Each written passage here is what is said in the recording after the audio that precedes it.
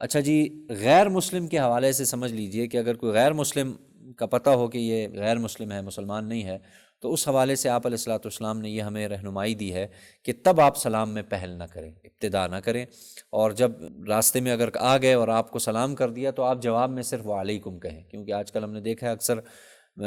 جو سکھ لوگ ہیں یا عیسائی ہیں وہ سلام کرتے ہیں، تو جب وہ سلام کریں تو اس کے جواب میں آپ کیا کہتے ہیں؟ صرف اتنا کہہ دیا کریں وعلیکم،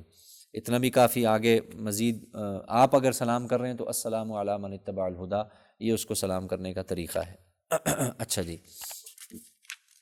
دوسرا اسی ادب میں ایک اور ادب بھی سمجھ لیجئے کہ جب آپ ایک مخلوط مجلس ہوتی تھی، ایسا ہوتا تو نہیں لیکن بعض دفعہ ایسا بھی ہو جائے، حضرت اسامہ بن زید رضی اللہ عنہ کہتے ہیں ایک دن اللہ کے رسول ایک مجلس کے پاس سے گزرے جس میں مسلمان اور مشرکین ملے جلے بیٹھے ہوئے تھے، اور مشرکین میں بت پرست بھی تھے اور یہودی بھی، چنانچہ آپ نے مسلمانوں کا ارادہ کر کے مجلس والوں کو سلام کیا۔ بعض ایسی صورت ہو گئی تو آپ نے نیت میں یہ کر لیا کہ میرا سلام مسلمان کے لیے ہے، تو پھر اس کے زمرے میں ظاہر ہے پھر جس نے سن لیا، باقی اصل جو تھا مسلمان کے لیے تھا۔